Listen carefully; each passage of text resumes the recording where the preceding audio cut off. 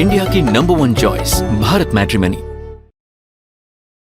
कुछ देर पहले हमने सुरेश ओबरॉय से भी बात की, उनका वो किस तरह से याद करें धर्मेंद्र जी को, सुनिए।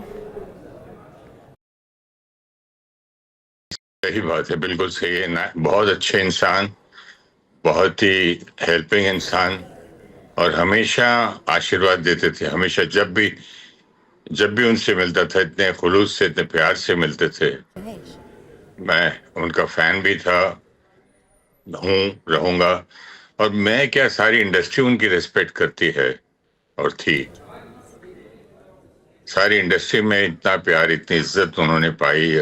अभी एक ही मैन था, वो भी चला गया। चलो अभी पता चला मुझे कुछ मिनट पहले, वरना मुझे तो मालूम ही नहीं पड़ने वाला था ये, क्योंकि कहीं आ नहीं रहा था, दिख नहीं रहा था ये न्यूज कहीं। 5-7 मिनट पहले सब पता चला अभी। तो God bless him. And last मेरी मुलाकात हुई जी उनके साथ ब्रह्मा कुमारीज के फंक्शन में आए थे। स्पिरिचुअली काफी इंक्लाइंड हो गए थे। मुझसे बहुत बात की। फिर उन घर से फोन आया उनके कि धर्म जी को कुछ टेप्स चाहिए, रिकॉर्डेड टेप्स चाहिए ब्रह्मा कुमारीज के। सेंटर में भी एम्मा जी भी आई थी। तो स्पिरिचुअल काफी स्पिरिचुअल ज्ञान में इंटरेस्टेड बहुत थे। लास्ट जब उनसे मैं मिला। एक छोटे से गांव से निकलकर मुंबई तक का सफ़र और फिर फिल्मी पर्दे पर इन तमाम किरदारों को निभाने का सफ़र, एक टैलेंट हंट के ज़रिए फिल्मी पर्दे तक पहुँचे और बहुत संघर्ष किया। लेकिन उसके बाद अपनी साफगोई उन्होंने, जिस गांव से निकलकर वो आए थे, उस साफगोई को उन्होंने बरकरार रखा। पंजाब के एक छोटे से गांव नसराली में जन्मे, सरकारी स्कूल के हेडमास्टर के बेटे थे और उन्हें आज पूरा देश एक इतने बड़े एक युग के अंत के तौर पर याद कर रहा है।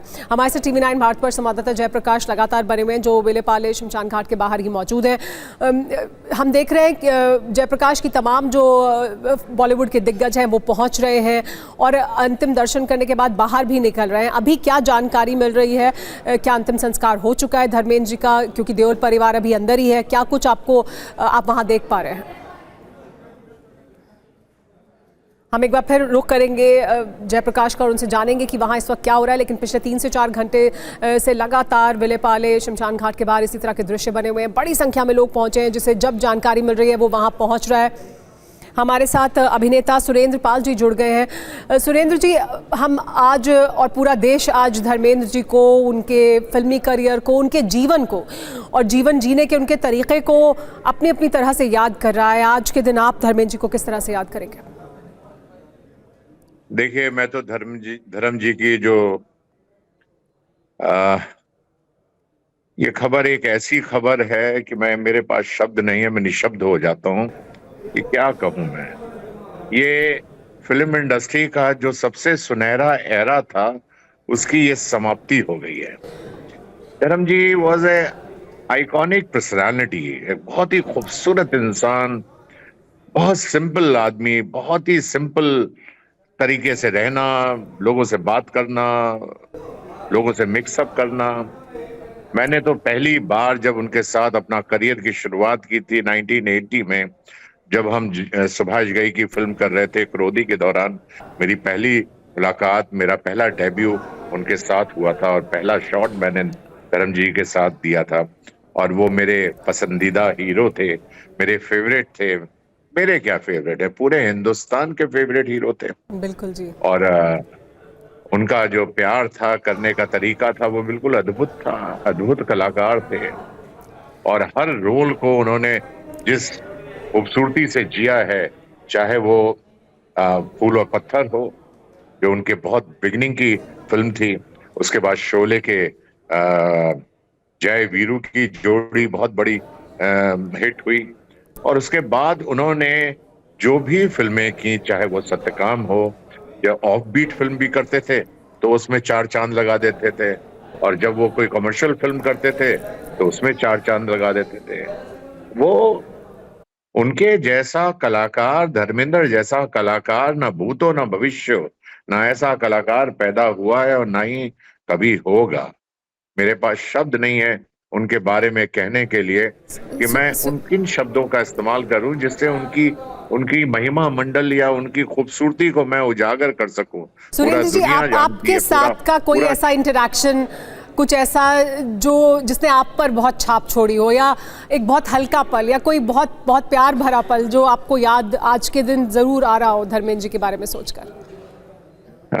मेरे लिए तो सबसे यादगार पल वो है जब मेरी माँ गांव से आई थी और उसने कहा था कि मुझे धर्मेंद्र से मिलना है, और उस वक्त मेरी धर्म जी से मुलाकात नहीं थी और मैं यहाँ उस वक्त स्ट्रगल कर रहा था मुंबई में।